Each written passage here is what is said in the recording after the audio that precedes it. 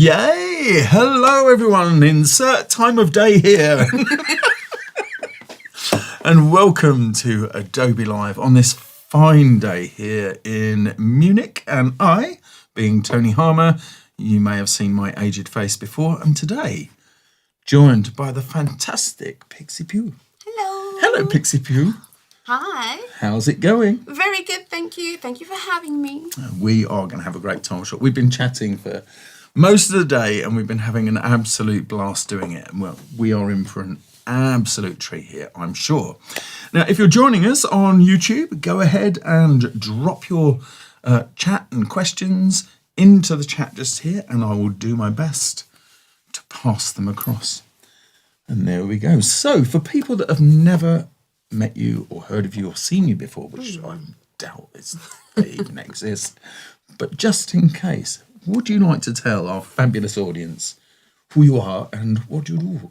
Yes. So my name's Pixipui. Lovely to meet you lot. I am a 2D, 3D generalist, but well, some of you who may have seen me before, I actually have a series on Adobe Live called Animation 101, where I teach how to create animations with either After Effects, Adobe Animate, Photoshop.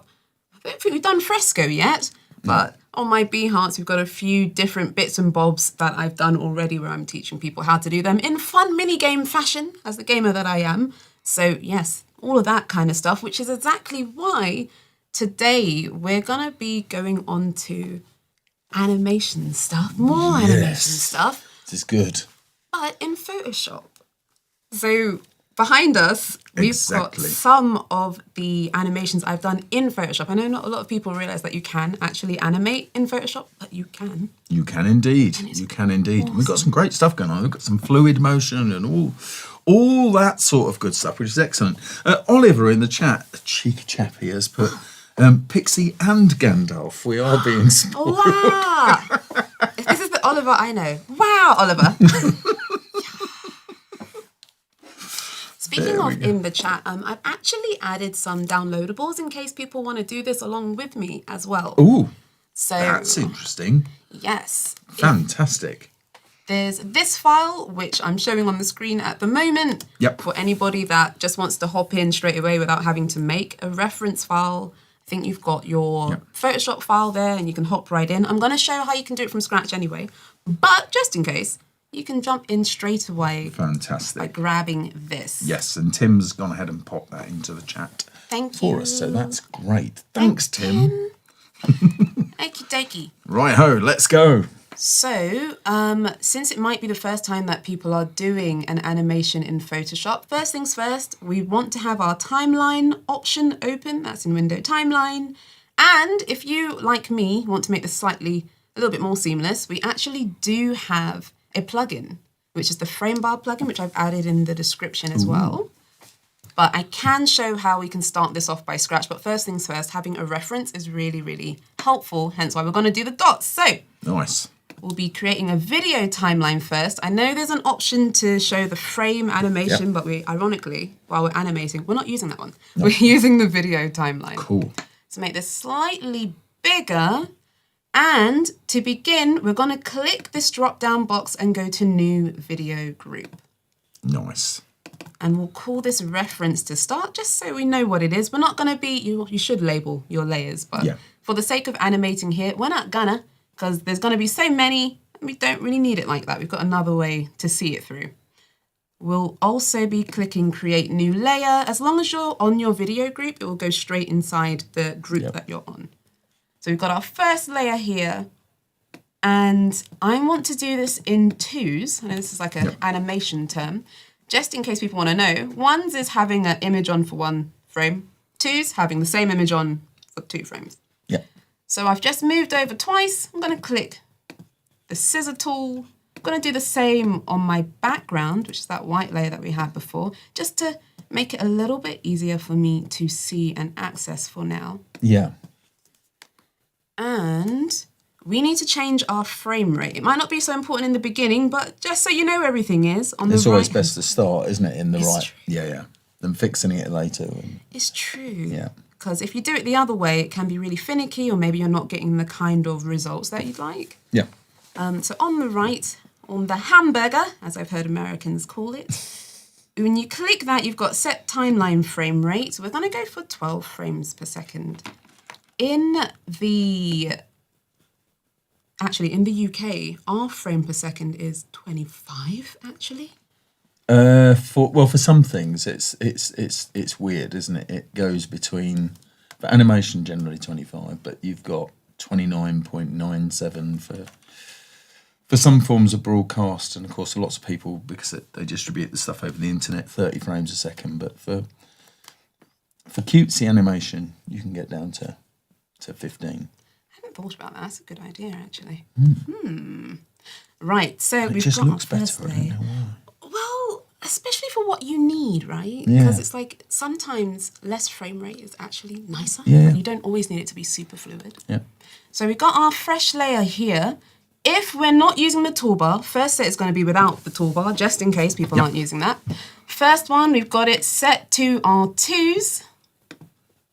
I'm going to draw my first shape. I want it to move like the other ones from left to right. So dot at the top, dot at the side. This is just my reference point. You don't always have to do dots. It might be slightly different for you. Yeah. But for me, I really like having the top one to tell me where the top part is, next one to tell me where the other half is. What we can do straight away is actually just Control-C, Control-Shift-V to duplicate the layer. We're duplicating only because that way it's going to be the right size straight away. If you do it the other way, it makes it really long. Got to cut it down, not necessarily the one. We're going to clear off this bit because it's got the other one on top of it, and we want to put a new image down, but we can't see where the last one was, which could make it tricky for us to go back and forth and try to find it. So we actually have the onion skin. So going to the right of the timeline, we can click enable onion skin. So now we can see the one before, which is super helpful. So we can get in there and slightly alter it. And then you go back over and turn it off. But I think having your shortcut keys will make this much faster.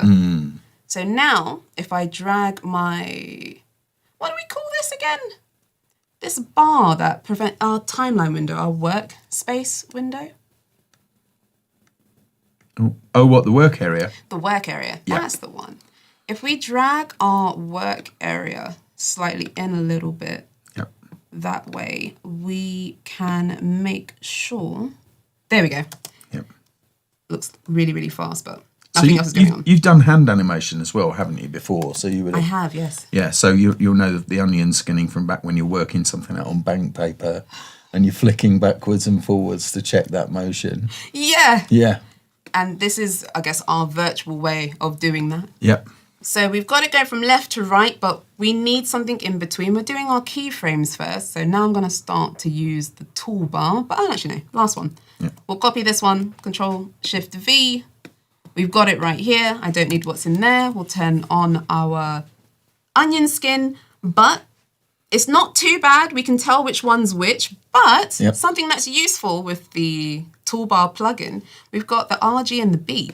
If we click one, click a different color, it's going to change the color. Cool. Yeah, makes it so much easier. Yeah, that's good. To Yeah.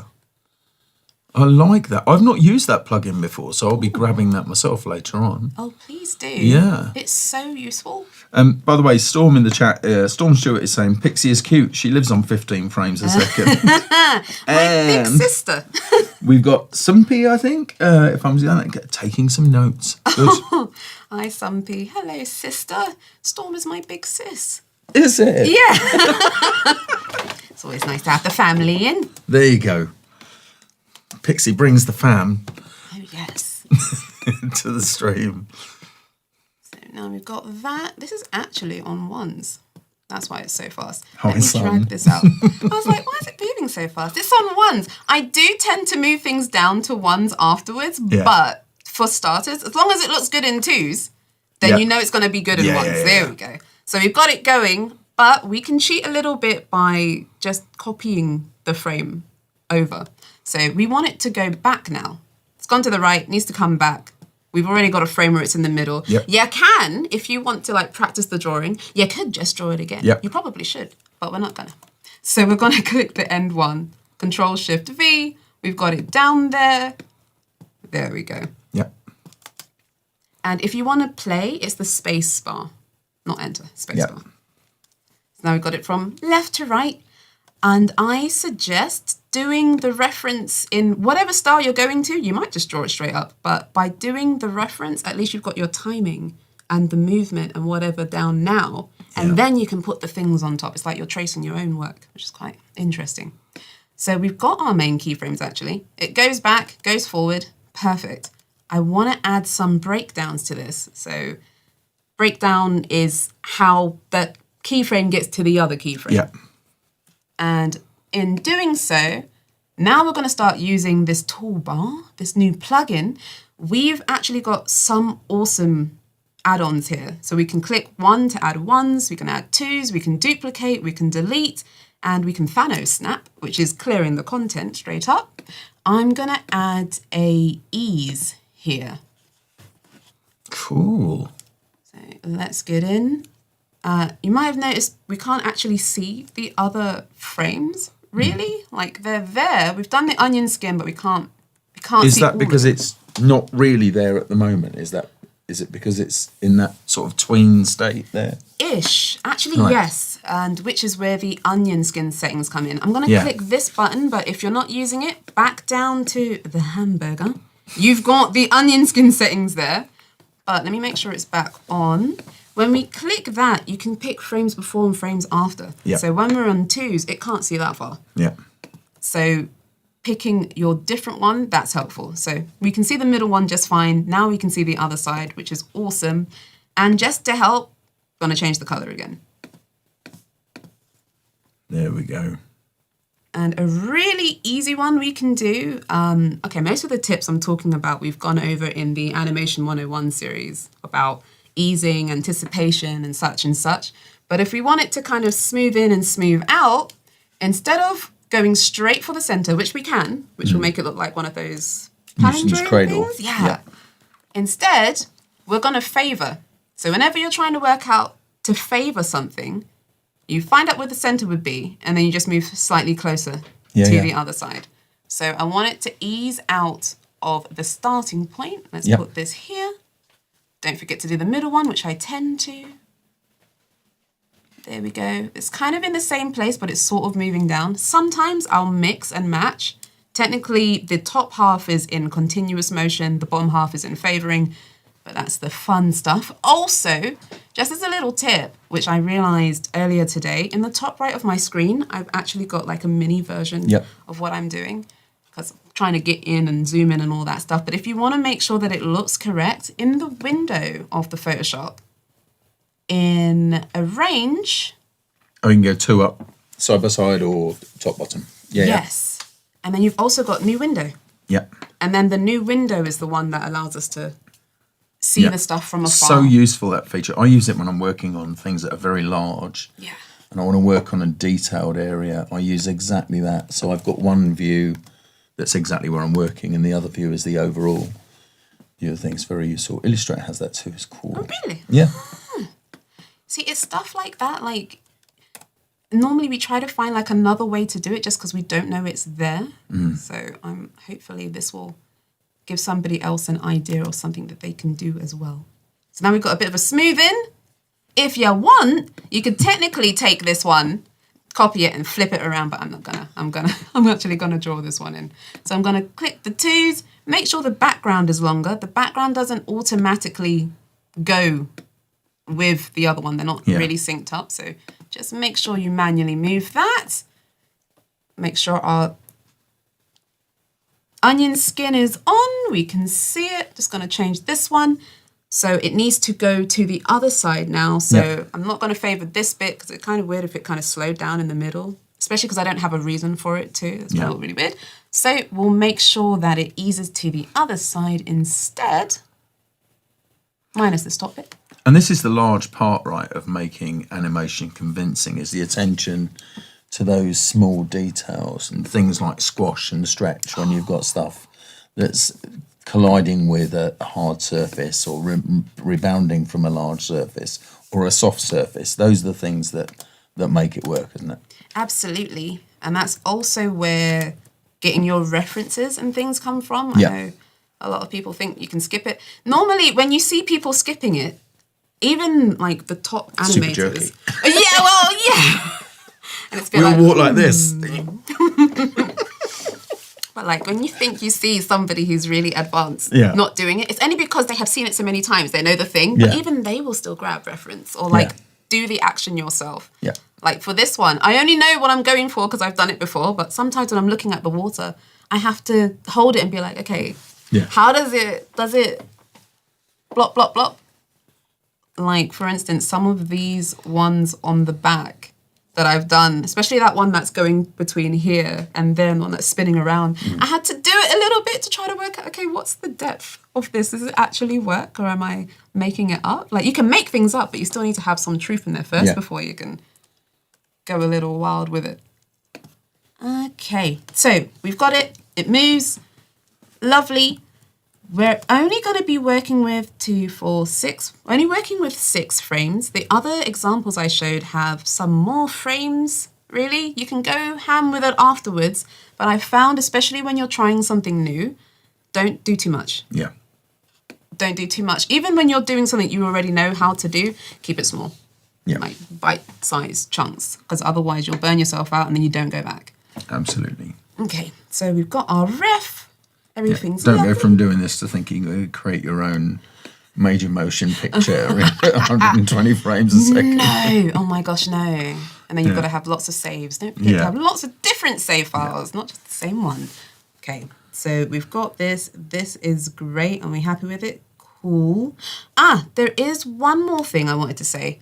So at the moment, I've been scrubbing through to see things, but starting to use your shortcuts is really important. I've actually got a shortcut that allows me to skip forward 1 frame and skip forward 2 frames and back. So to make the work easier, to make it better for you when you're doing this kind of stuff, you can totally do that, and that's by using your actions. So heading over to your actions, just in case somebody's curious, got a new folder, we've got skip forward 2, skip backwards 2, based off next frame and previous frame. And if people aren't sure where those bits are, because they're not there by default, make sure you head to your keyboard shortcuts, and it's actually in the panel menu. It's in your tools. No, it's not. Oh, what, for actions? Window menu. Window menu. Yeah, you're right. Is it here? Window menu. Why can't I? Oh, sorry, for keyboard shortcuts. Yeah. That'd be application menu, isn't it? Panels, apparently. Oh, panels. In panels, type in frame. So different. Slide down to timeline, and then you've got next frame, because we actually had a frame up here, apparently, but we don't want that. We want timeline. So we've got next frame, previous frame, set it to something. Apparently mine were overwriting some things, but I don't use shortcuts that often. So doing it this way, having it for something else is very useful. Yeah, that's a good thing that's one of the things I look for in applications. If I pop to a menu and I find things in there that I don't use, I reassign them to something else that I do use. So for example, in Illustrator, there's a shortcut for check spelling, which is Command I or Control I. I don't use that from there. If I'm going to check the spelling, I kind of invoke that manually. So there's another command, select inverse, and I just remap it to that. Because it just makes that something I do use all the time. I think it's better because it's you're using the application, making sure that it works for you, but to truly make sure it fits and molds to you like a sofa. You gotta make sure that the keyboard. You've clearly seen my sofa. That molds. The groove. So when did you realise that you wanted to work in animation? What because I mean it's quite painful to start off with, right? It's or can be. When did you realise it? What made you think I want to do that? Probably childhood. My parents they love anime, so we grew up with yes, that's great influences to have there. Gosh, they couldn't look anywhere without seeing something beautifully animated, and then we had video games growing up because they were gamers as well. And it's like, oh, okay, things that move. Yeah. And then the animation and seeing how creative you can be. You're taking something, but then suddenly, I don't know, like people do like food stuff. Yeah. When you see food in an animation, it just looks so, like, I'm thinking of Ghibli stuff. Oh my gosh. Yeah. And it's like, oh, I can make something even more beautiful than it currently is by adapting it in 2D animation. So in the beginning, didn't really know what work went into it. Yeah. But it was like, okay, I really want to do that. I want to be able to make my own thing come to life and have it be some new fantasy, blah, blah, blah. Yeah.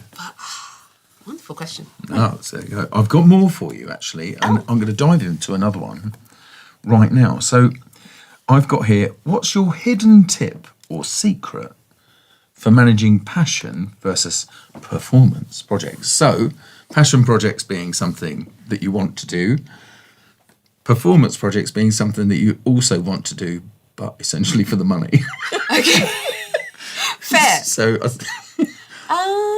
That's a really good. do you have any tips for doing that? Or do you, I mean, some people, I guess, like both equally. True, but then it's like trying, finding your, it sounds like a game to me right now. I'm like, okay, what mini game is it to make sure that it works? I kind of have a reverse Pomodoro technique. Okay. So normally the Pomodoro technique got a big chunk of time working and then a little time taking a break. Normally, if it's performance work, I might do a reverse Pomodoro. Yeah. So I don't have that much time working, but I have a long time resting. Yeah. But then for my own work, I don't time But myself. the work time that you do use is intense. Yeah. Is that? Yeah, it's completely fully focused. That's very similar to my workflow, mainly because I think, man, I've used so much time. So I'm glad we're united on this. I'm glad we're united. I've used so much time playing with cardboard that But then because, oh my goodness, I have found that if you miss the passion side, doing the performance side, it seems very difficult. You've got no heart in it. Yeah. You've got, yeah. I'm glad you understand what I mean. Yeah, no, I get it completely. I do. And I think in the beginning, I didn't realize that it hits us that hard, but it really does. So got to do a bit of passion first to allow you to do the performance. And then you can, whatever time you spend on it, you're fully in the game because you're like, oh, okay, I've had my fun on this bit over here. And now I'm ready to fuel myself and use it here. Yeah. And then you can find yourself being just as passionate about that performance piece. So that's your sister, by the way, says our parents are nerds. I mean, yeah. And I'm sure they'll take that in the way it's intended. Nothing wrong with a nerd, right? And she's also saying that it's very hard to balance passion versus performance. Shouldn't be a versus thing, really, should it? But my sister has many spinning plates, so I know exactly what she means. But it's true, especially when sometimes it's not, maybe it's like a different side of it. Like right now we're doing animation stuff, but if it was something that's more video editing based, not really the same as the main one that you're doing, but close creative quarters, sometimes it's just using a different side of you that maybe you need to do a slight passion thing that's related to video to get you in the right mindset or in the right gear. Yep, I get that.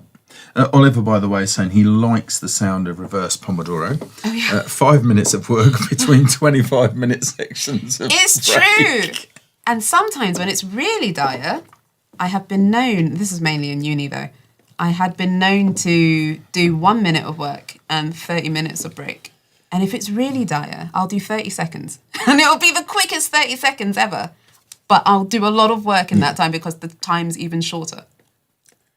I had an art teacher in school who actually didn't like me, but that's a whole other story. Okay. But I remember him saying early on that, I don't care if you only draw one line in this session, as long as it's the most considered line you could possibly draw.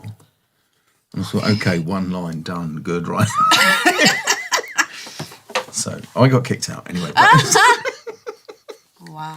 But I did consider it. I thought if I do this one line, I can do something that's more fun. So, yeah. The promise of fun things gets us very far. So Storm is now saying, I rely on discipline, and you can. And this is the great thing about having a sibling in the chat. Thank the stars, my brother doesn't get involved in this stuff. But I rely because my brother would call me out. Oh no! On a couple of, but anyway, I rely on discipline over motivation most of the time when I struggle. That's kind of cool, but it's important to find a version that works and is kind to yourself. That's very wise. That's true. The discipline, I don't know. Have you found for yourself, like, have you been able to do it discipline over habit or? But me personally, just in case my brother's watching.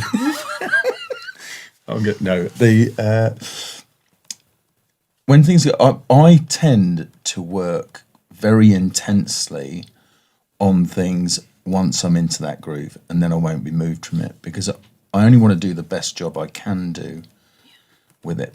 And there's no point in me trying before I get to that point.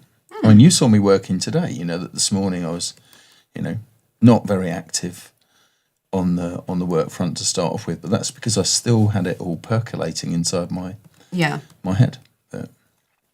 I get that. I really do enjoy seeing other creatives like process of things. But yeah, like once you're locked in, once the gears are turning for that particular bit, beautiful to see. So Storm's also saying, Pixie put me on the reverse Pomodoro. It works very well. See, sometimes you need, like, you still got the discipline and everything, but sometimes you need that, I'm struggling. I don't want to do this right now. Okay, 5 seconds. Yay. Yeah, that's the thing. That's one of the things that I do, if you take it in small chunks and ramp up to it. So another question that I have from and I know we both have the same sheet of questions, so these are going to come back. Some of these will come back to me afterwards, but hopefully if we both answer them at the same time, we don't have to do it twice. So, but this one is definitely for you. So how do you move from your initial inspiration to actually ideating that to actually doing it? Do you have a formula for doing that stuff, or? I do, actually. Okay. Normally my animations and stuff, but I like, my muse is music.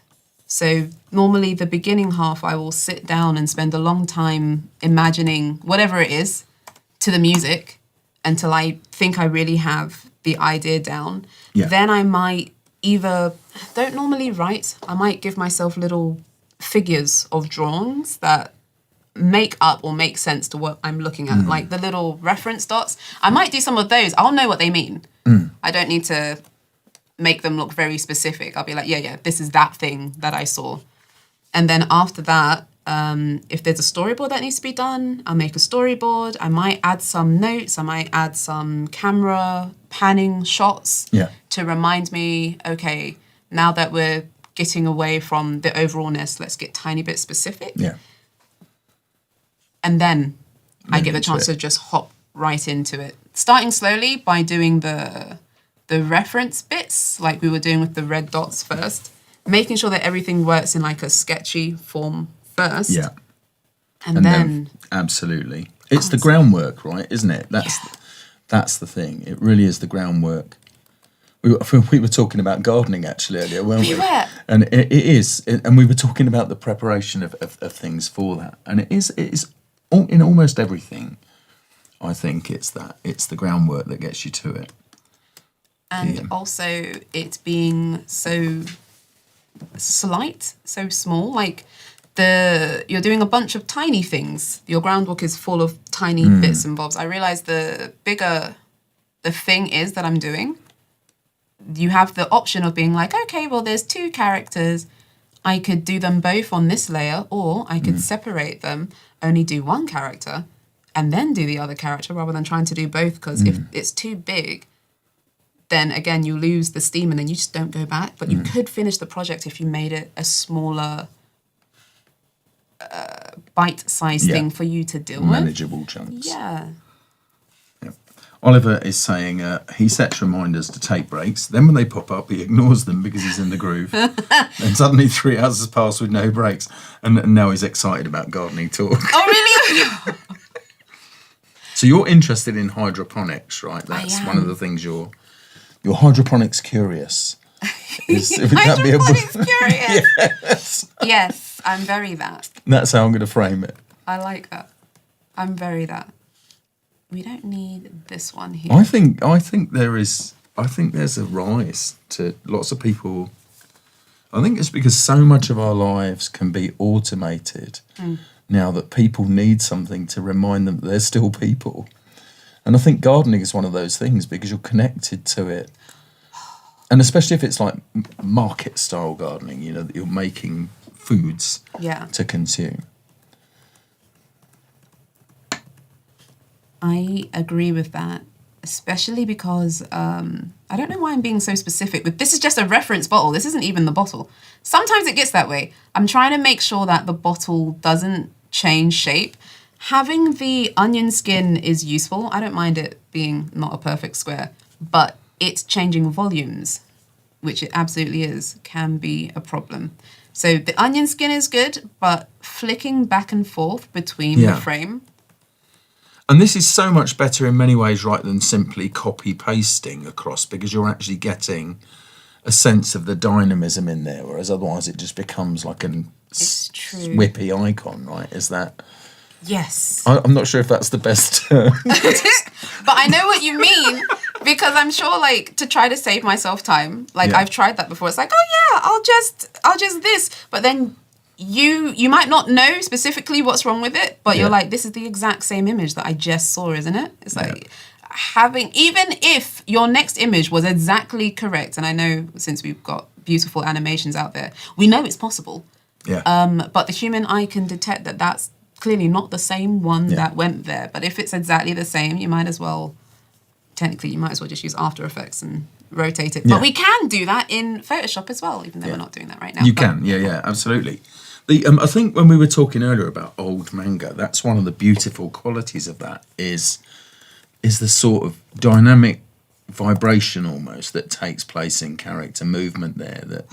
And one of the things that I really loved at the time is there was a video by Aha for the song Take On Me. Oh, yes. Which was like pencil drawing. And one of the beautiful things about that was that motion within the strokes themselves. I think we were talking about Aaron Blaze earlier, and Aaron Blaze has used that to effect in some of his stuff where it's very obvious it's a drawing. He's not expecting you to suspend your disbelief in that, but actually wants you to absorb some of the process. That use of rotoscope and the wiggly lines. My family and I, we normally watch a comedy show called Dr. Katz. And they just have the wiggly lines. Like, there's no real movement. The mouth moves, but their movement is just having the lines wiggle on the body. So it goes a long way. I think they call it boiler lines. But yeah, it goes a long way, actually. And it is a very cool style. I don't know what the term is for that. I'm going to go with boiler lines. So another question, if I may. Oh, yes. Yeah, I'm ripping through these. Okay. What advice would you give your younger self 6 months ago versus 6 years ago? Not that that's a complicated question. I'm not responsible for these questions, by the way. I'm just pointing you out. These are some that our adorable colleague Meryl said, hey, these are great questions. And she's right, they are, but...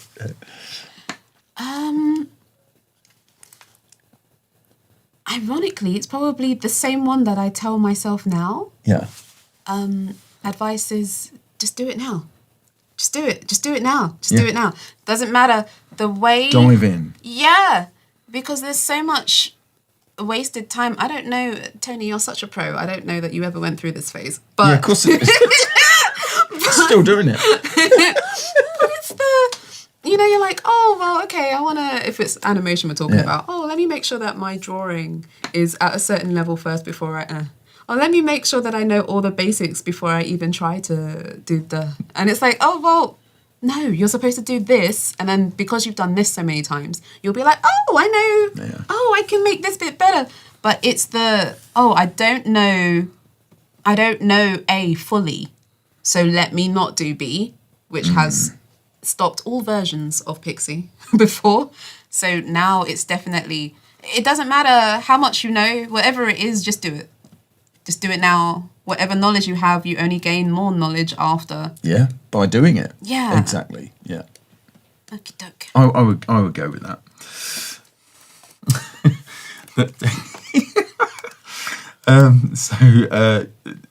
Again, your sister. Oh, yeah.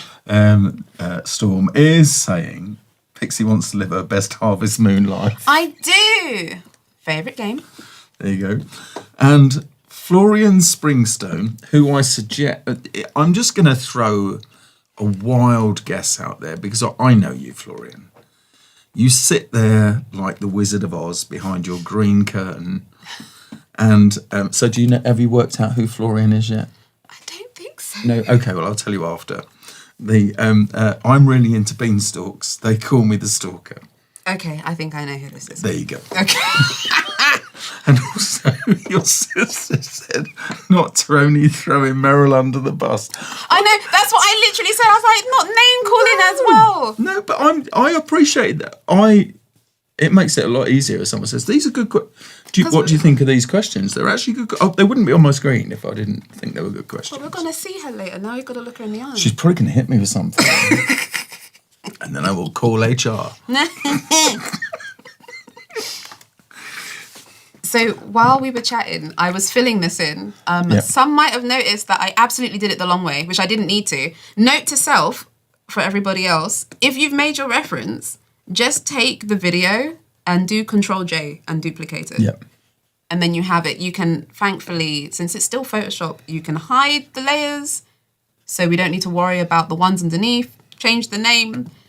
But now that you've got the stuff with all the dots on it, you can select your layer, use the Thanos snap, and just clear it that way. That's what you should do, Boom. Rather than what I was doing. Don't know what I was doing, but I'm here now, so I might as well keep going. So there you go. You've got that as an option. Fabulous. Get rid of this. Lovely. Okay. So we've got our reference. We've got the thing going back and forth. I added in an extra thingamabob because I wasn't using my other reference. So that's what we get when we don't follow the lines. See, I love that. It's gorgeous. Anyway, even positionally, it's still lovely. It's lovely and wobbly. Thank you. Also, note to self and to everybody else, I always end up not fully drawing my objects in. That is something I know I have struggled with. Like, look at that. That's half cut off. We're going to leave it. But when you're doing your dots or your reference, whatever it is, if you know that you tend to go slightly over your reference area, make your dots or your reference closer together. So that way you're not going to have the issue that I had where I was like, okay, well, it's going to be cut and we're just going to live with it and that's going to be fine. Okay, cool. Yep. So we're going to do the same again. We're going to just duplicate this. We're going to go to the first one, erase what's on it. And normally while I do... finding the words. You know what it's like when you're clicking through the app, the mind has gone into the program rather than the speech, so you lose you lose all the stuff in there. So I've got the stuff here. Yep. There's nothing underneath. That's just our reference under there. Yep. We can actually lower the opacity to make it a little bit easier for us, which is very... That's like manual onion skinning. Try and say that 3 times quickly. Is that another slogan? Got lots of slogans from you lately. So we've got this. We do the Thanos snap, so there's nothing on there. I tend to, for my workflow, once I've got the keyframes down, and then you might have your easy ease, your anticipation, maybe multiple anticipations, who knows. I tend to do the proper one on the main keys, and then I work back through. So I don't just do straight ahead. I'll do the exact same order that I did, unless it's something that has secondary animation on it, like hair or the liquid, like we're gonna do. Okie dokie. Now, Oliver's saying that Oliver's hazing me now. He says Tony's been through every phase. He's even started some of his own. And then your sister is asking if I'm the youngest sibling, and because I was worried about my brother finding the stream. My brother would not be interested in streams, to be perfectly honest. I'm the oldest sibling. I know it's a shocker, right? Yeah. But my brother's like a proper grown up. Okay, like a proper grown up. Yeah. Yeah, he's like a proper grown up, not like me. He thinks I do colouring in for a job. That's what he tells people I do. But is this the gaming? Yeah, it's yeah. Well, I mean, he hasn't gamed for a little while, but that's he used to every day. He's the one who had the gaming room, though. Yeah. And then became serious. Yeah. No. Also, what shape should this bottle be? Are we doing the donut thing? Or are we not doing the donut? No, we're not doing the donut Okay, thing. I think Rob corralled the whole donut thing earlier, I think. What shape should I make this? Do you want me to make it easy for you or difficult? Go ahead. Poison bottle. Okay. But that's not a shape. No, but they sort of go out into an eggy sort of shape, don't they? Well, like that kind of. Yeah, flask. Flask shaped. Flask shaped. Yeah. Oops. Okay. Yeah. So, Adobe Live voting for Squircle. Your sister wasn't expecting me to be the oldest. I know. Yeah. Don't tell anyone. Because she's the oldest. She's. Oh, really? Yeah. Wait, what do you mean, oh, really? Do I not have the vibrance and all this? You do. Oliver's saying meh, grown up is overrated. I agree, as does your sister. You gave up happy-go-lucky, younger sibling. You really do. You've got the vibe. You've got the vibe, Tony, of a happy-go-lucky sibling. Ah, thank you. Right. Well, I mean, technically, I have got an older half-brother, but... No, technically, I definitely have got an older half-brother, but... Okay, so you were a younger sibling at some point. There you go. Yeah, well, no, because he never lived with us. So... So just younger sibling in heart. Yeah, and you hate being mistaken for the eldest. Yeah, because it's like, hold on a second. What more vibrance? She did say I'm in for it now. But yeah, because it's like, hold on. What more vibrance does one need? Like, they're expecting somebody else to be even more jubilant? Like, really? Like, what? No, surely not. Okay, so I do have my second reference here, but sometimes it's not useful because when you have your onion skin on, it shows your layer and the layer underneath that layer, and that might not be what you want. So I'm going to hide that one. I know that the next bit... Hold on, wait, no, we're doing straight down. Oh, I don't really... It might be okay. It might be okay. We don't really need it because we're doing the main keyframes. As soon as we get to doing the breakdown, the part that's right next to it, you don't really need the other one anymore because you know where it's supposed to be, but at least you know the timing works. Okay, so make sure that I can see enough. You draw, by the way, in a very, very similar, in terms of using colour, in a very similar way to the way I do. I start out with cyan, and then I make corrections in red. And then for anything fine-tuned beyond that, I use green. You have, ironically, I only do it because I know traditional animation, they would do it for that reason. But you do animate, though. Is that why you do? Maybe. It's just I cannot remember where I started doing it specifically. But my girlfriend's mum has one of my scamps from one of my drawings in their living room, and it is like that. It's blue and then red in places, green in others, and then over penciled on the top of that just to get it tight. And it's on bank paper, so it must go back to... Cool. But then it also creates a unique style for you, especially because that's not even you animating there. And you could say that you were going for that 3D... what do they call it? You know when you go to the cinema and they give you the 3D glasses? Oh, yeah. Like, oh yeah, I was going for the 3D glass look. Exactly. It does look a little bit like that, doesn't it, when you get to that? That's it. I did it live on Adobe Live in 2021, I think, or 2022. I did a cover for Tim and I's one of our musical exploits, Wall on the Floor. That's cool. And we did a cover, had an octopus cat and... An octopus cat? Octopus cat, yeah, the Octo Cat.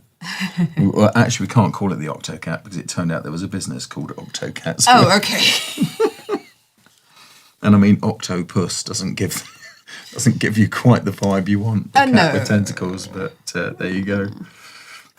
Okay, Octo Cat in a heart. And I was warned earlier by Oliver not to incur the wrath of Pixie. Oh, really? Wait, hold on. That's given like the Oliver. I feel like you're getting it now. That sounds like what are you trying to tell Tony that I am? Yeah. And Oliver now wants to know when Wall on the Floor is being released, Tony. When, he says. I'll play you that afterwards. Yes, please. Yeah. I don't know if this looks like it's... I don't know, Oliver, is the short answer to that, really, because Tim's been waiting on me providing vocal tracks for 2 or 3 songs. I think Party Like a Stream Star, I think, is one of them. Pop of these. I can't remember what they were. Hair Like Rufus.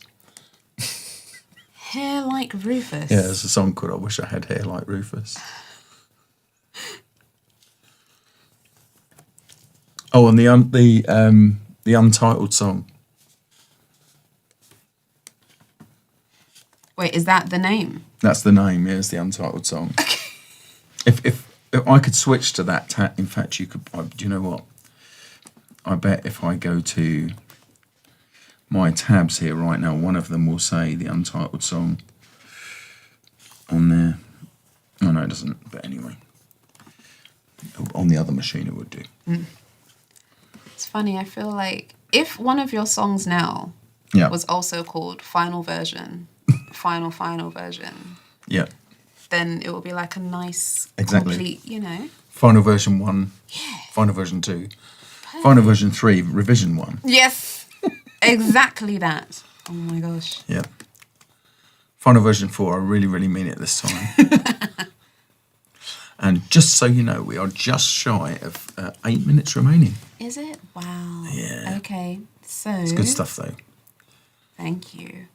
In that case, we've got some that I prepared earlier, and we can just snap right through it because there will not be enough time to do all of this. But the gist has been made. Yeah. So, in one I made earlier, which is literally called that, ta-da! Blue Peter Styley. Yeah. Yes. I was like, can I say that name? But you said it. So, yeah. I did it. Yeah. Good. So, in that same fashion, I have on the right, we can see a reference. There we go. A reference. We've got a water line. Okay. So, when you're going to add your colors and things on top after you have made your shape, I found the easiest thing to do. So when we were adding the water, I know there's water in there. What I did was actually just duplicate the line that has the main bottle on it and then paint my liquid line onto it. I'm going to go through this one by one so you can see the water going through it. There is an outline on it. That's so gorgeous. I love it. Thank you. And because you've put it underneath it, you don't have to worry about trying to make sure that it fits within. Yeah, we don't need to worry about it. We can go all over the lines because there's another line on top of it. The same with the colour of the bottle. Normally I just duplicate the one with the outline, throw a colour on the inside of it, but always stick it underneath the main one. Don't need to worry about colouring in the lines or anything like that. Anything extra you want to put on, you can do. Note to self, if you do want to have a different icon, like I've got a different image in the back here, when you're using your onion skin, it actually multiplies everything that's on the screen, which might not be good. So have that layer hidden until you're done. Management, yeah. And finally, When you're ready to export your piece, go to File, Export, Save for Web or Legacy. Make sure I hate that it's called transparency. that. Well, no, I do. Until there's something that actually replaces it. It bugs me that. There is a way around it. Tell me. The way I love to around learn it new is stuff. only do this once. Okay. Make sure you've got these settings though. No, Yeah. matters on none, dither, all of that Okay. jazz. Yeah. But you actually make an action and then you don't see it again. Do it. Oh, that's true. Yeah. The fastest way, it actually works much faster if it doesn't have to show this to you. Yeah. Because I mean, you do have a command in there for render video, and it's just a shame that I don't think you can't have render video doesn't have something for animated GIF, for example. Do you see what I mean? I understand why there's sort of deprecation in Save for Web as such, because there are other mechanisms to do that now. But it seems to be short-sighted. I'm talking to you, Photoshop team, by the way. See you Friday. And hope you had a nice week off. But let's chat about this more then.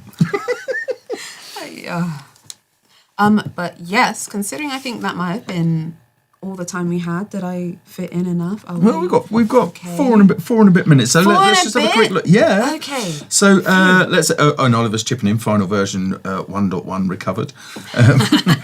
Mins is saying hi. Is Mins? Hi, Mins. Hi, Mins. Black Bono La La. Oh, we know Black. Can we have dancing chicken animation next? I'm just kidding.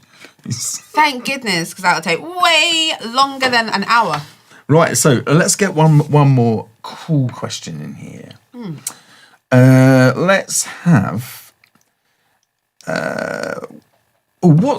So here I've got what is one or two product features. Let's just go with one. Okay. One product feature that every brand designer should manage, or one feature that every animator should have.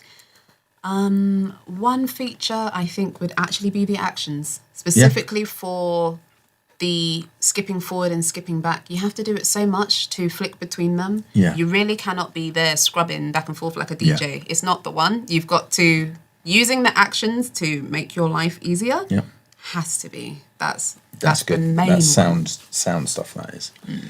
Well, that's breezed past, hasn't it? Have you had a good time? I have. Despite all my interruptions. No, it's been delightful. I was like, I don't really need to think about the other stuff. And then it reminds me of how long animation takes. So, yeah. I mean, and that's part of the thing. Well, you get to get your own back in a minute because, shocker, Pixie's hosting me. It's true. So we'll be back very, very shortly. In possibly exactly. Should we swap places? No, let's just stay where we are. I mean, we could just a quick musical No. change. It's comfy like this. Plus, I've got all my stuff here. True, and then we'd have to move our little things. Yeah, we would. And so let's leave it as it is. But everybody, that's it for right now, and we will catch you in just a few minutes when the tables are turned. Dun dun dun dun. Thanks for watching, everyone. See you in a minute.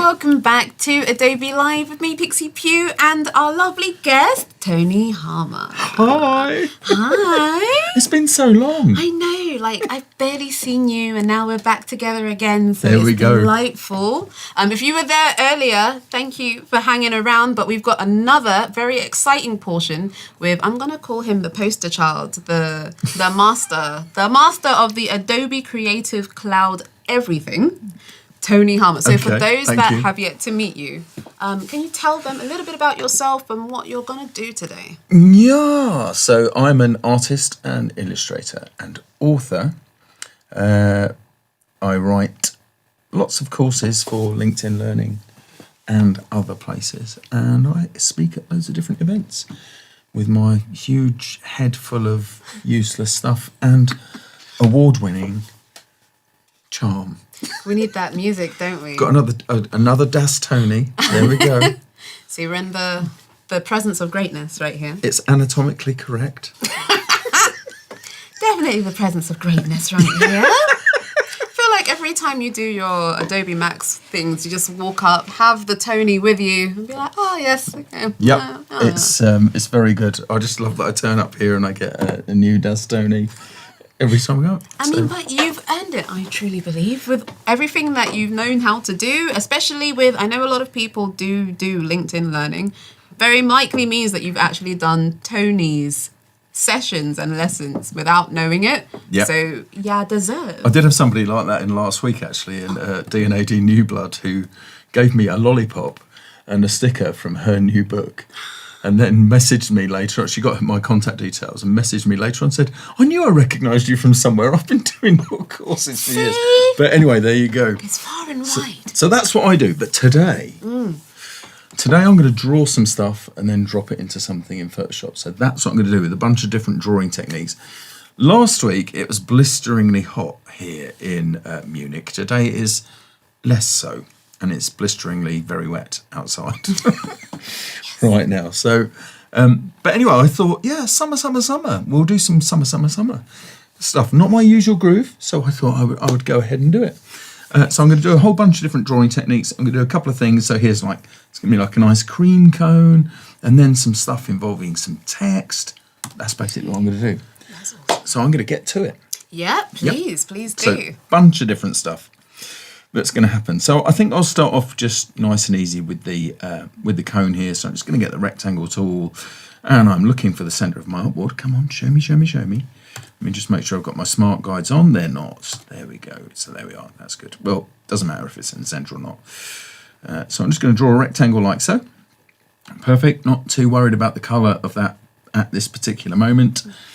Then, although I don't need to do this, I'm going to do it anyway. I'm going to get the polygon tool out like so, and I'm going to draw a polygon. There we go. Yay, happy polygon. Hold down the shift key just to lock the proportions of that, and then stop drawing at that particular point and use this widget on the side here to dial the number of sides down to 3. Fun fact, you can't go below 3 because otherwise it looks suspiciously like a line.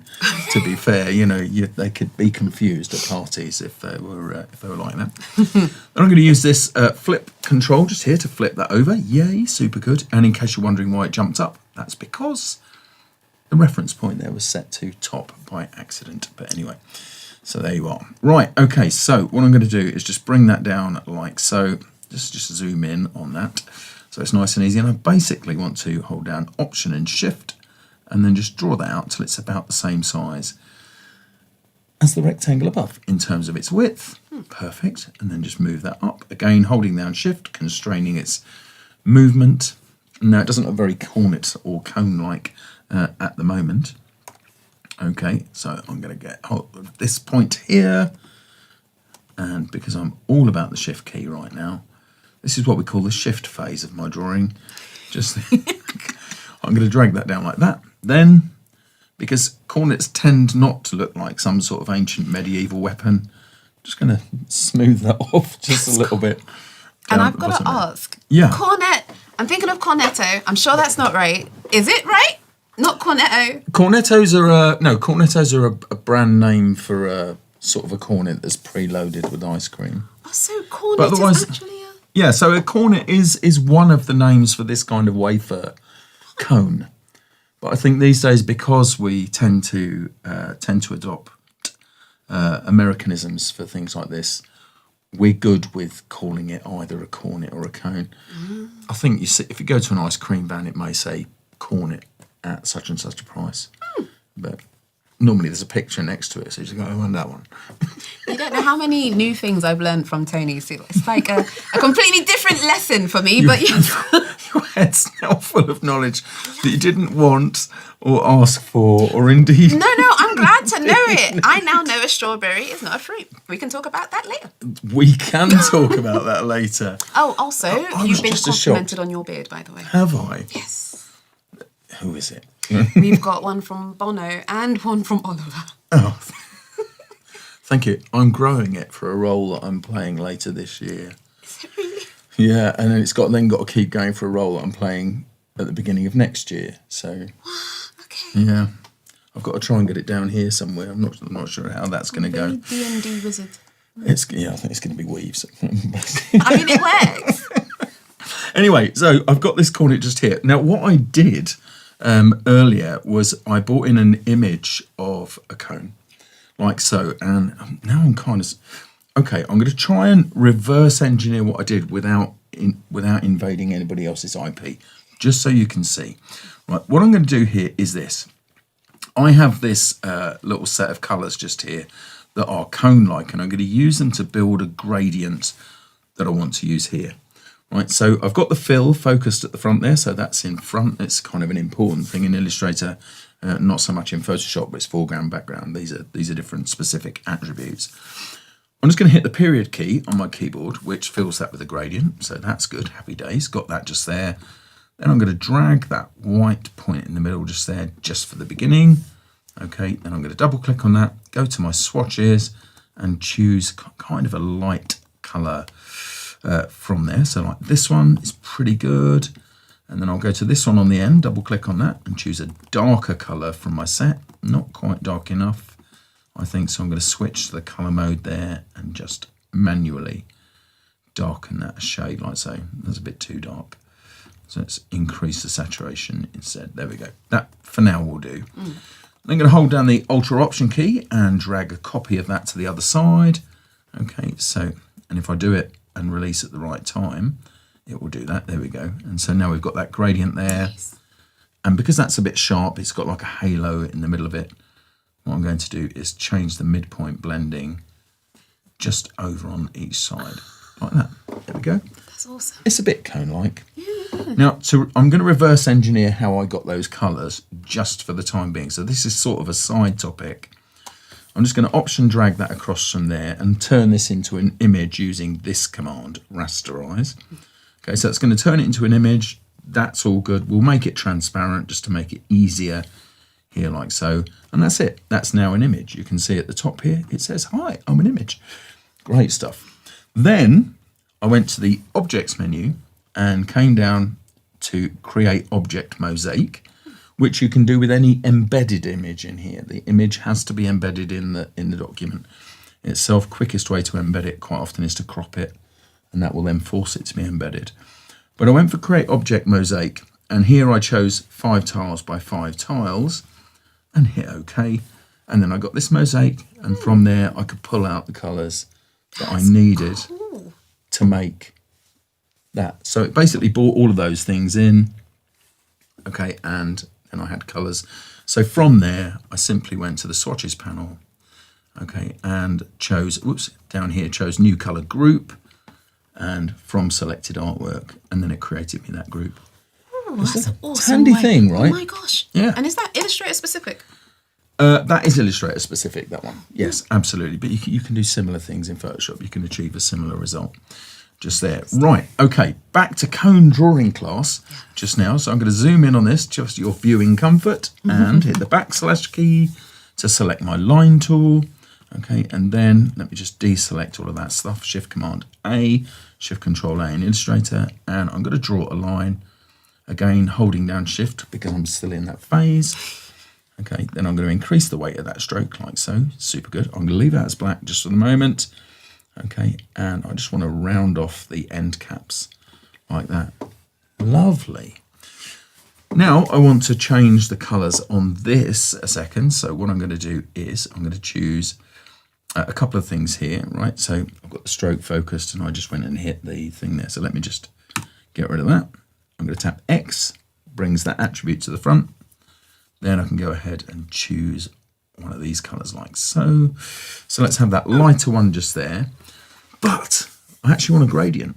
So I'm going to hit the period key, right, full stop, Brits, there. So that's given me now a gradient that's running along that stroke.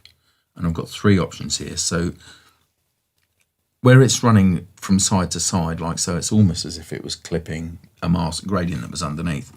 But you've also got along the stroke, you're not going to see the difference between those two at the moment. And then within the stroke, like so. So now cool. it's doing that. Yeah, absolutely. But it's the wrong way around, perhaps. So maybe I could reverse that if I wanted to by clicking just here and it would reverse that. But right now it's set to linear. I'm going to change it to a radial gradient, which means I can dispense with one of those ends like that and still achieve the same result, but with less swatches. There you go. I don't think I realised that you could actually do all that with a stroke, no less. I thought it was just straight otherwise. Crazy fun. Yeah, wow. If I change that back to linear now on here and then reverse that again, so now I've got some kind of shading going on. See that? Perfect. So I've got that stroke, which is all good. I'm going to hold down the Option key and drag myself a copy down like so. That's taking shape beautifully. Okay, that's handy. Then I'm going to come across and do this. Okay, and I want this to be much smaller, like so, something like that, and about half of that weight. Top tip, if you want it to be exactly half of that weight, you can just tap divided by 2. Ah, yes. And then it will just drop that down. That is always to lovely. that, like so. Quick maths. Absolutely. Okay, so I'm going to rotate this around by 30 degrees. I'm going to do that up here, holding down the Shift key to go in tens. 1, 2, 3 on the arrow keys. Ba-da! 30 degrees. Then, this is lots of steps, by the way. I mean, very I quickly. don't think I know anything that doesn't have many steps that are just done very fast. So no, this seems to work out perfectly. That's kind of the way it works. Now I could, one of the ways I could approach this is to tap O to get the reflect tool here. Let me just deselect that for a second. All right, so tapped O, and for some reason that's not responding to my keys. That's always a worry. But while we go through that, I get to take a look. I was asking everyone what their favourite ice cream flavour was, since that's what's on the menu today. And Lynette was saying strawberry. It's okay. Oh my word, it's a plot. Like that vegetable flavour, vegetable flavour ice cream. No, it's a false fruit, isn't it? The false fruit flavour. Yeah. Oliver said raspberry ripple. Very specific. Yeah, okay. Matcha. All about the matcha flavour. There you go. And what about you, Tony? I really love vanilla. Is that why? Okay. I love vanilla. It's my favourite. Accepted. It is my favourite. I've got these things here, so I've just created this sort of chevron shape. But I'm going to turn that, I think I might turn that into a diamond. I think I'm going to definitely do that, I think. So once I've got both of those selected, I'm going to go for my reflect tool. Now the keyboard's working. I'm going to go to this anchor point just here, hold down the Option key and click, which opens the dialog. I'm going to use my arrow key to move down to vertical reflection. So that's the axis of reflection. I'm going to hold down the Option key and hit return, which creates me a copy. Oh, nice. Because I don't like clicking stuff. It takes too long. It does though. So just many, it's too long, I can't do that. I'm more millennial than you are. I think so. I actually think you are. You have me beat. It's like, oh, really? We've got a hazelnut as well, by the way. Hazelnut flavour? I do actually like it. I do like hazelnut and I like pistachio. But my favourite's still vanilla. Yeah. When you first mentioned strawberry, I thought, oh, here we go. This is going to be the strawberry. This is going to be the strawberry question. Soon. But, right, I've got that selected. Like so, I think that's still a bit big. I'm just looking at my cone just there. I'm just going to bring that down just a shade more. Then I'm going to go to the Object menu. I'm going to come down to the Pattern submenu and choose Make. And so it takes me into a special workspace for this. Okay, like so. Okay, and I'm going to choose this size tile to art option here. Now, the only thing with this, right, is that these endpoints, it's not taking that into account just there. Okay, just at the moment. Also, because there are gradients involved, it's turned it into a gradient mesh inside there, which is a lot of work. Now, if I knew the width of this stroke, which weirdly I did, it was about 6 points, I could actually change this. If I turn that off and manually go in here, I could put -3 points on there, half the width. But I'm just going to dial this down using the arrow keys, and I'm going to eyeball it. Well, you did say you don't like clicking. That adds up. It does, yeah, but there you go. And so now I've got this sort of lattice style pattern that I want there. In fact, I'm even going to call it lattice. Right, so, and that's lattice, by the way, not lettuce, you cheeky monkeys. Okay, then I'm going to tap done. Okay, like that. I now no longer need that stuff just there, so let's get rid of it. And my pattern has been added to the swatches, just at the top there. So if I now go to the sort of conical part of the cone, I'm going to add a new fill to that. Now I'm going to use the keyboard to do it, okay? But I just want you to be able to see what's happening. So I'm going to hold down the Command key and hit the slash key. Whoops, what happened there? Command key and hit the slash key. That's added me a brand new fill, okay? And then I'm going to click on my lattice pattern. Like so. So fast. And so very quickly I've got something that looks like a cone. However, it's not in the right position. Now, there's a couple of different things I could do there, but one of the easiest ways in Illustrator for me to work with this and make it flexible is to use transform, and I'm just going to turn off transform objects, okay, and I'm going to turn off scale strokes and effects, just transform patterns. Now, if I click horizontal move just here and do that, I can get that into place very, very quickly, and then I've got that effect again, should I need it, from there. Fun! It's incredibly intuitive, because thinking normally I use Photoshop more than Illustrator, and I was thinking, okay, I'd probably do one and then copy and paste a bunch of times and then make it a square and then but there's nothing wrong with that. There's absolutely nothing wrong with that. But it's nice seeing the other ways to do it, because I think we forget when we're doing stuff, we think, oh, there's only one way to do it. It's like, nah, what my uni teacher told me, it doesn't matter how you do it, as long as the end result's the same. So seeing that there's other ways around it, maybe something resonates more with you. It's like, okay, this is back when I was a full-time trainer, I used to use analogies inside of Photoshop. I used to say Photoshop is very much like Kung Fu, in that you, as somebody who's been using the application for a morning, could show a master how to do something, because you've never thought of everything. The other thing is making the assumption that you are in some way a master of it. It's too big. Such a person really, truly does not exist. And the final thing I used to say is there are lots and lots of different ways to achieve the same result. The answer is whichever one works for you in the situation that you're in. You might not use the same technique every time, but it's in the situation and it stands. So now, right, anyway, let me get on here with little with message this. from Adobe Live. Yeah. They were saying every ice cream flavour, with a U, by the way, appreciated, is valid as long as there are sprinkles on top. Adobe Live do love their sprinkles. It's true. It's true. Okay, I think for this particular, I was going to use a gradient. I might not. So I've just done a super wide stroke just there, and I've got my my little swatches just here. Look, see, I did all this pre-building, which there'll be people who are watching this will think, he's doing what now? He's pre-building stuff. This is crazy news. Okay, so I've got that stroke just there. I am going to borrow temporarily one of my effects here. So I'm going to go distort and transform again. Now, I could have used that in different ways. I'm going to make 3 copies of this. Okay, so effectively add 2 more, and then I'm just going to move them vertically, okay, like so.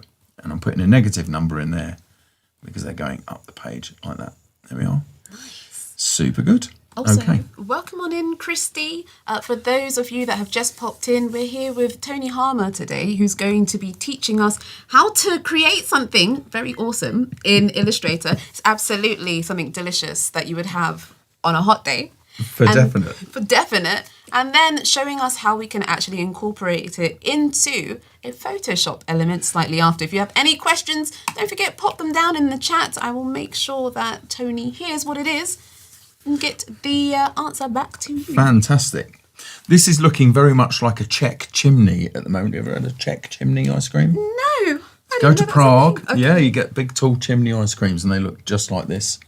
They're massive. They're huge. Ironic. Was in Prague, but went straight to the comic book shop. So, yeah. We were filming there last year, and we were sat having my girlfriend and I were sat having an ice cream just before Charles Bridge, and we just got these ice creams. Just sat down on the edge of this building, and I looked ahead, and maybe I don't know, not even 20 feet away from me, there's a guy on a bike, and I thought, dude, you really do look like Arnold Schwarzenegger. And then I thought, and I wanted to say, doesn't that guy look like Arnold Schwarzenegger? But I thought, no, I'll just look silly. And then I thought, wait a minute, that actually is Arnold Schwarzenegger. And I went, I think that's Arnold Schwarzenegger. And suddenly all these people went running towards him in a camera. He was there with a security detail, cycling around Prague. Oh. So on like his weekly fitness thing. When we got back to our apartment, they were filming outside our apartment. Half the road was closed. They were filming Fubar. Oh my gosh. Yeah, there you go. Anyway, right, so I've got that stack. Now that stack, while we can see it, it's not technically real. The only thing that exists there is that one stroke just there. So I'm now going to make this a real thing. So what I'm going to do is expand that appearance. The shortcut that you might be seeing just there is one that I've assigned to it. So I'm an absolute stickler for shortcuts. It then creates me a group. I don't want a group, so I'm just going to ungroup it, because then I can get my direct selection tool just here, okay, and I'm just going to grab this point and this point, okay, and then just hit S for the scale tool and just move those in towards each other like so, okay. I'm then going to hold down the command key. Because the direct selection tool was the last tool I used, I can select that quickly like so, or the last selection tool I used, to be more specific. And while you're selecting that last one, I've actually got a question for you. Ooh, good. And this will be lovely, keeping it in the creative mind flow of it all. Yeah. So how do you go from your inspiration to ideation? Basically, what is your creative process? Everything for me starts with a sketchbook. Everything for me starts with a sketchbook. I think while there are so many digital options available to us, I think I've been using a pencil for a lot longer than I've been using a computer, and it gives me something that nothing digital works for me, because I think once you're in that, there's nothing. There are the odd times where I do use Fresco but I'm already quite a way down the road before I get to that point. So everything for me starts with a pencil and carries on that way until I'm ready to move it to a stage. I think much quicker. I think our brains work in a different way when we're using pencils, or any drawing implement. I think the process of doing that is important. So that's it in a nutshell. That's very cool. It's like you're a little bit more connected. It's kind of like when you're talking to somebody online via being in person. Yeah. So I understand what you mean by that. Yeah. And also the thing is that I don't, if I make a mistake, I've usually got an eraser right next to me. I can just do that, or even just leave it where it is and start drawing somewhere else. In a software tool, I'm kind of stuck in that environment, and I've got to use something like undo to get rid of it. Those things. It isn't that I don't use them. It's just it's not my preference. Understood. I mean, I love Fresco, but it's not like my main gig. We've got a few people agreeing with you with the sketchbook phase first as well, like an immediate flow of straight down, like straight through you that way. Yeah. And also, Florian was saying Arnold didn't win a Das Tony, so who's the famous one? Huh? That's so funny. Oh no, maybe I should send him this one. I mean, you will get another Das Tony, so yeah. I know. I just love that still collecting awards. even if they're from my super buddy.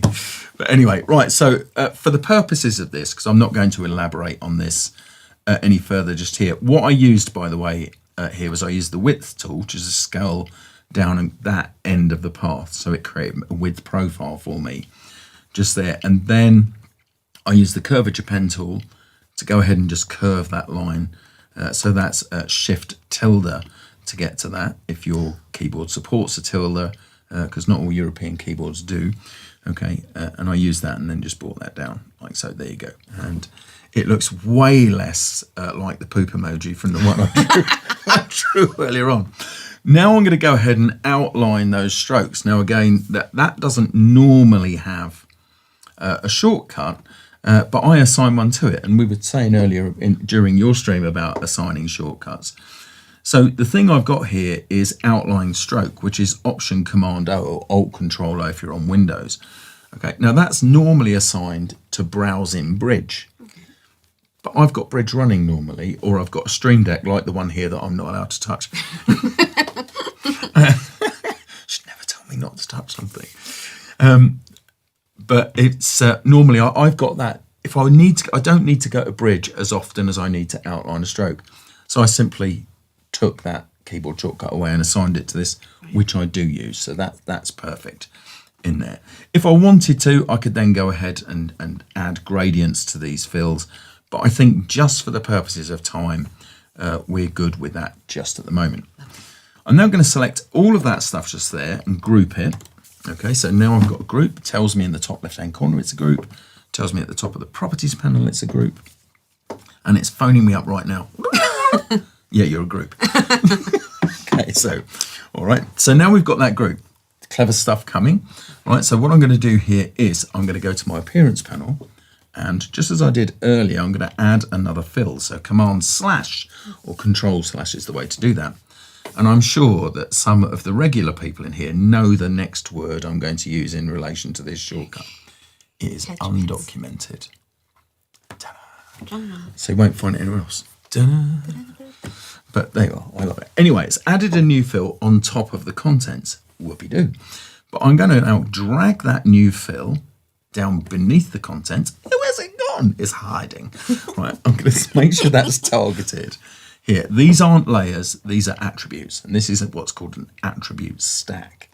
Just there. Okay, so they're not, layers live in the layers panel. Yeah, attributes live inside the appearance panel. So I'm going to go ahead and grab this, and then I'm going to go to my effects just here and path and offset path.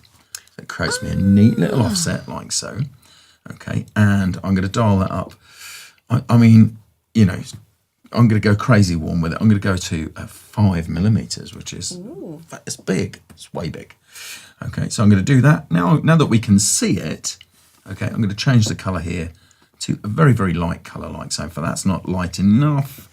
So I'm going to go ahead and just drop the saturation down there a little bit. There we go. So we've got that nice sort of outline around the whole thing. Outline? It's stickery. We're going to do stickers right now, actually. Ooh. Okay, because as I hear a lot from people who say you can't attach gradients to live text in Illustrator, and that's not actually the case. You can, and I'm going to show you how. I will need that appearance panel to be active for this. At the moment, all it's doing is storing the values of the last thing I did. Okay, but what I'm going to do now is select the type tool, and I'm simply going to click. You'll see that all of that now changes. Now, the important thing here is to notice this. It says type at the top. Okay, and now I'm inside of the characters. Right. Because in Illustrator, type is a special kind of group.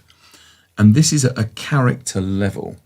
Okay, and that's what stops us from adding a gradient. So let's do earlier on I was typing hot for outside. Let's do sunny Munich. Ooh. Just there, and try and will it back into being sunny. Well, you know, this is what we're meant to do, right? We're meant to manifest it.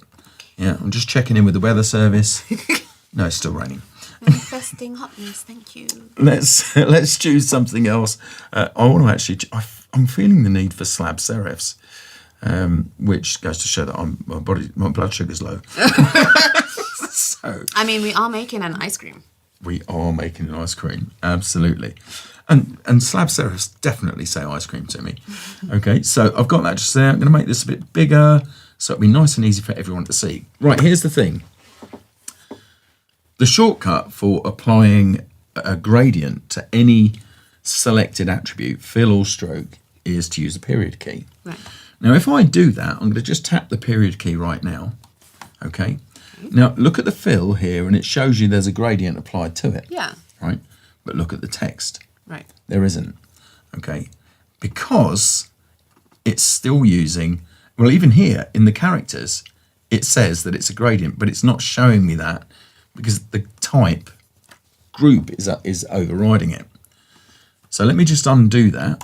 Right, so we're back to where we were before. In fact, I need to do that twice. There we are. Like so. What I'm going to do now is I'm just going to tap the slash key, which gives it a fill of none. It's still there, so I can go into outline mode, so I can actually see the vectors just there. If you look at the cone, Yeah. you can see all of that stuff going on just there. Okay, but let me just go back out to this. All right. So, oh, by the way, also those strokes just there aren't. I should have outlined those really to start off with, way before I applied the gradient to them, but hubris.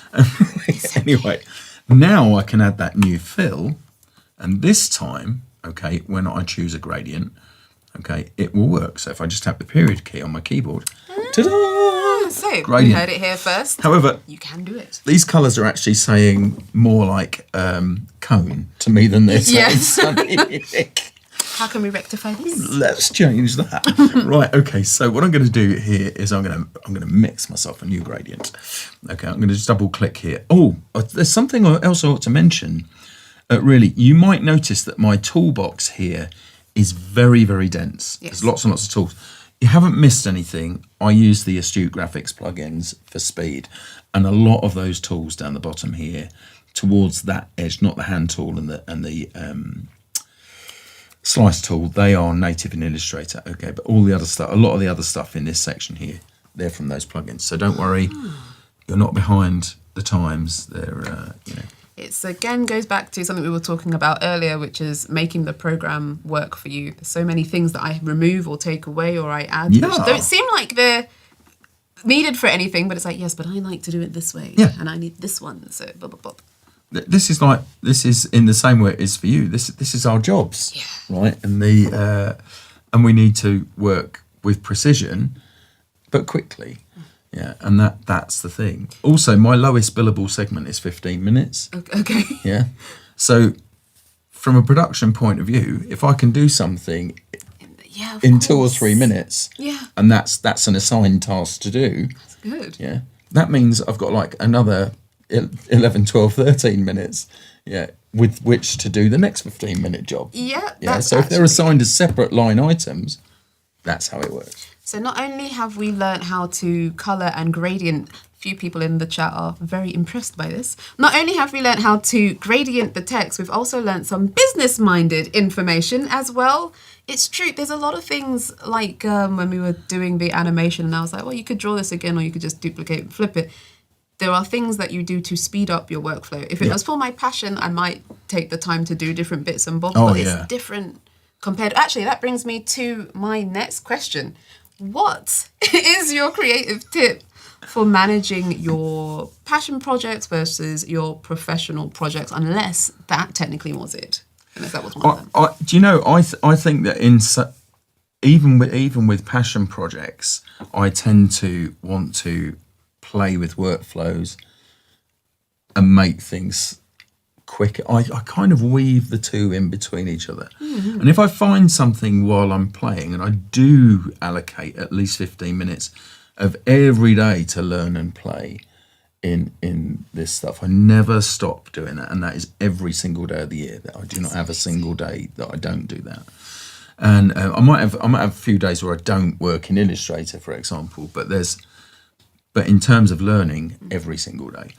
But I do play. I like to watch what other people are teaching and how they're doing it, and that kind of thing. And then if I find something that while I'm playing around works for me, and I think, I could kind of use that, to develop things, then I'll do it. So you don't lock yourself down. You always allow yourself to maybe change this or move this, or it's like, oh, okay, well, this works really well at one point. Yeah, but actually, maybe this one might be better suited for this particular project or this particular Absolutely time. that.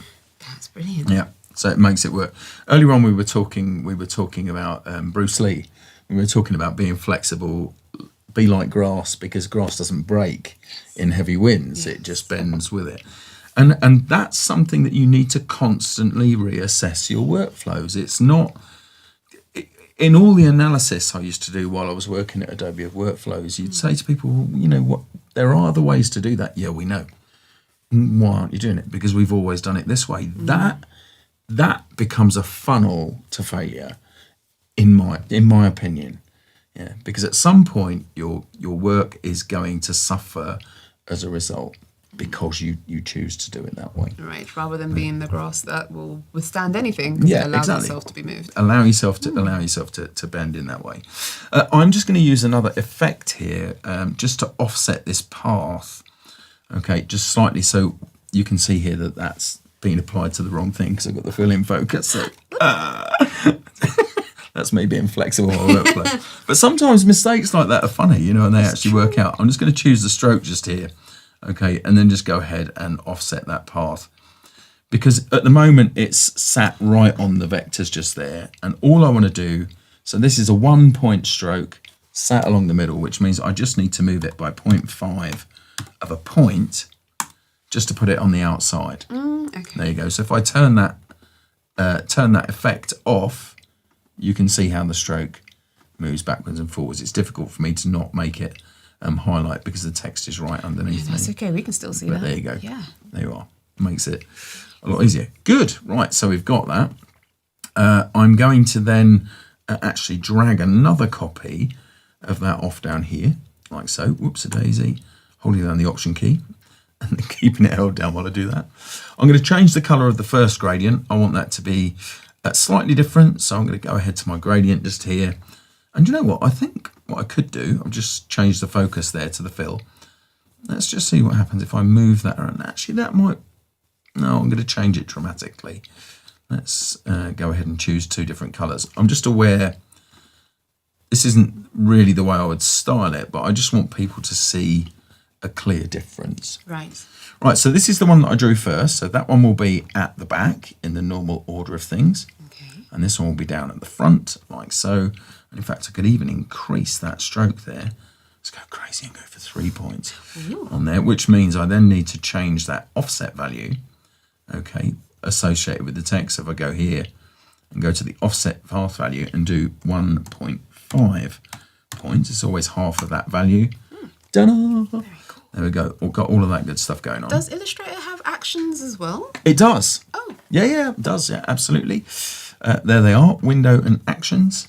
Ba-dum. But they haven't got all the cool stuff with new actions that Photoshop has got, because they've got cool new actions. Okay, so I'm going to select both of those things. Then I'm going to turn them into a blend. There's a shortcut for that, which is Option Command or Alt Control B, like so. And there you can see that transition just there. Cool. Now, other people might tell you to then go ahead and click on the double click on the blend tool in the toolbox. I'm not going to do that. You could also go here and click blend options. That works, but I don't even go over there and do that. What I do is I tap W, which gets me the blend tool. I then hit return, which gives me the blend options. I don't want smooth color. I'm going to change the number of steps. I just hit the down arrow on my keyboard, which changes it to specified steps and highlights that field, which means I can just use my arrow key to punch that up like so. Okay. And then I've got my blend. Okay, so you know how we were talking about no dig when it came to No farming? dig gardening, This yeah. is no clip, like no click. No click Illustrator. Yeah, this is perfect. Yeah, or minimal click Illustrator. Yeah, it is. It makes it. But that's, so in the analysis stuff I used to do, I would watch how many times people were moving to other parts of the interface. generally, as a general rule of thumb, it takes between 1.5 to 5 seconds for people to, if they're very quick and they go out and go click, click like that's about 1.5 seconds. If they're slightly slower, less confident, then it can take 5 seconds to get to there and then back to the work that you want to do. I would rather not be using that 5 seconds. And although it's saving me, in doing what I just did, it's saving me maybe 4 seconds. Over the course of a minute, if I was doing that repeatedly, that's quite a chunk of time. And related to what we were talking about earlier, especially if 15 minutes is your thing, this is time optimization at its best. This is peak. Yeah. If any of my clients are watching and saying, "Are your fees negotiable?" The answer is no. You still get it quick and done properly. Anyway, right, just to show you that this is all still completely live just here.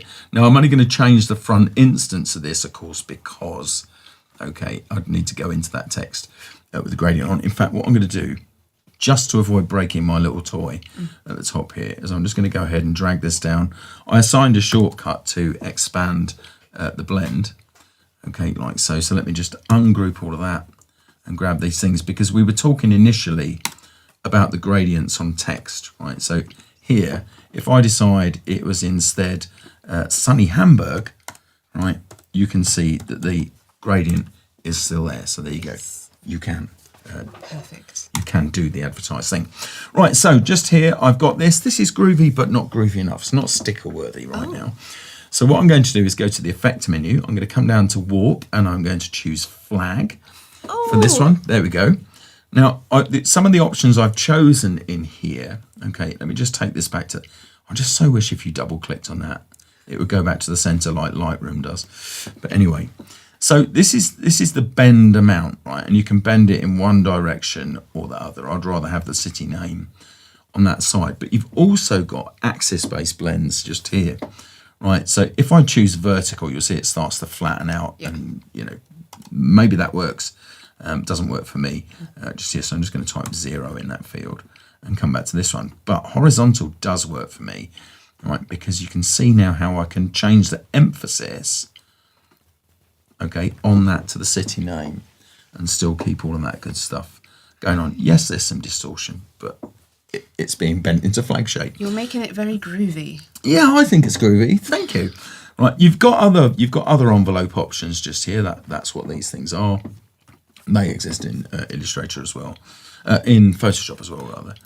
Right, so we've got that going on. So just as I did with the cone, what I'm going to do here is add a new fill, which now exists on top of that blend. I'm catching on. So it's all still there. If I take it down beneath the contents, once again, it's hidden, super secret. I'm then going to go ahead. Now, the last effect I used, was apply flag, actually. Otherwise, I could have just gone ahead and used Shift-Command-E to get that. Just going to change the joins here to round. That catches a bunch of different things going on. I think we're fine with three and a bit. So I'm going to round that up. Let's make it 4. We're friends. Okay. Now we've done that. Okay, and I'm just going to change that to white. In fact, what I could do, okay, is I'm going to come here and I'm going to duplicate that effect. Like so. I will change this one to black, just there. Then I'm going to go to the offset path, and I'm going to do 4.2, just there, which means I get a little key line around it. Like a nice little thin sticker. It's not a thin sticker. I'm going to go 4.5. Let's go hot all in. There we are. Right. So now we've got those things like so. There we are. That's fun. Awesome. Right, so next thing is in here, and I can take another question now, by the way. If you've got one handy, why not? Let's do it. Well, I'm just drawing a background now. I'm going to just go ahead and... Lovely. I do have another question. Yeah. I don't like interrupting your workflow, because it's like, everything that you say is really cool. So I'm like, I want to just sit here and listen. It's like, no, Pixie, you're supposed to be hosting. Okay, so yeah. What advice would you give your younger self? Now, this could be like yesterday, because technically, you know, a day could be a younger version. 6 months and 6 years ago, I think. Is the thing, okay, 6 months and 6 years, yeah. But what advice would you give? Because I feel like all of the advice that you would give to your younger selves would be really, really helpful for people now, because other people are pretty much where you used to be. Yeah. And they might not have, that thing might not have hit them yet to be like, oh, okay, I could maybe take this step. I mean, if I did go right back to my younger self, the advice I would give myself is the advice I followed anyway, which is never give up on it. If you believe you can do it, and if you have the desire to do it, don't quit. There have been numerous times where I've actually felt like quitting, and I've been so glad that I didn't quit in those early days. Oh, and it was a very, very different landscape in design and illustration back then. Of course, what with all the stone tablets and the carving stuff out. Please. But no, it was a very, very different landscape just then. But I didn't. I carried on. So if I went back to then, and if you're at that stage right now, provided you know that you've got to put in the hours on doing it, and you're going to have to accept some rejection. I mean, people like Liz Mosley. I don't know if you know Liz or you've seen the ambassador, Express ambassador. She's turned rejection into a superpower for her. It's made her fearless in what she does. She started on a rejection challenge.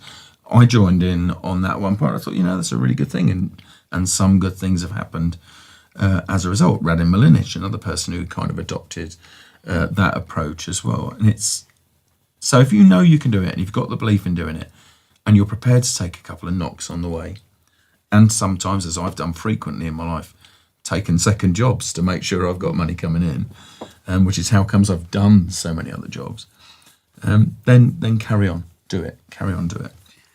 Okay.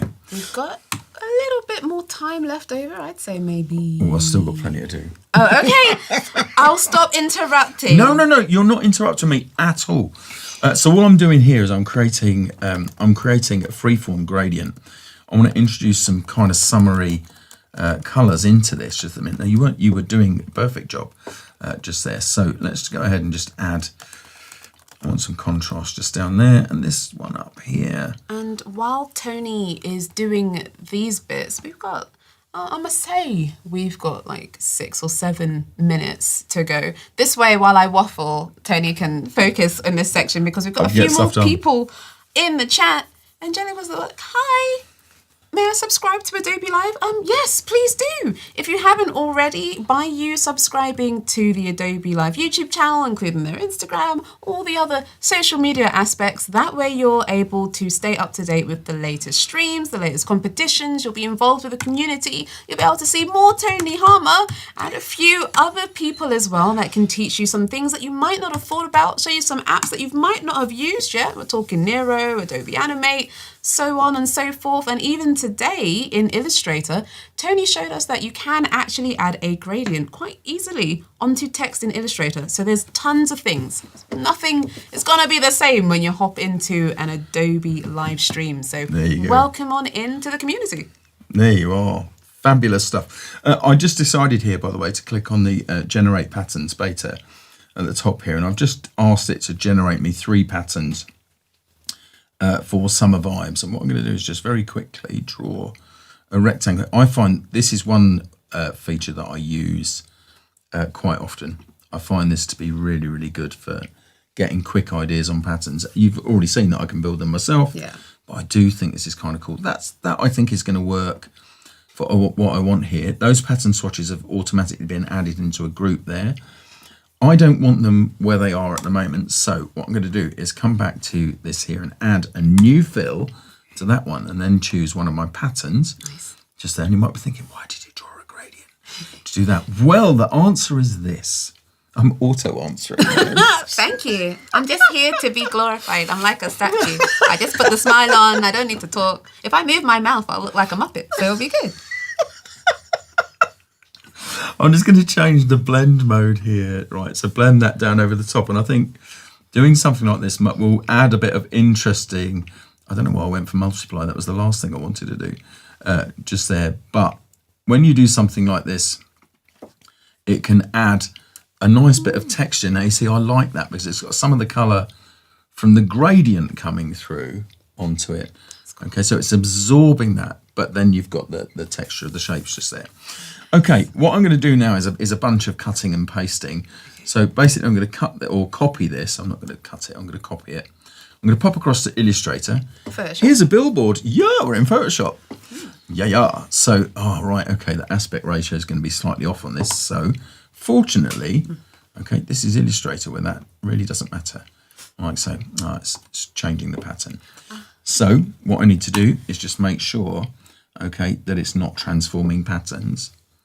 There, like so. Yay. Okay, and I'm just going to hit OK. It's just moved it there.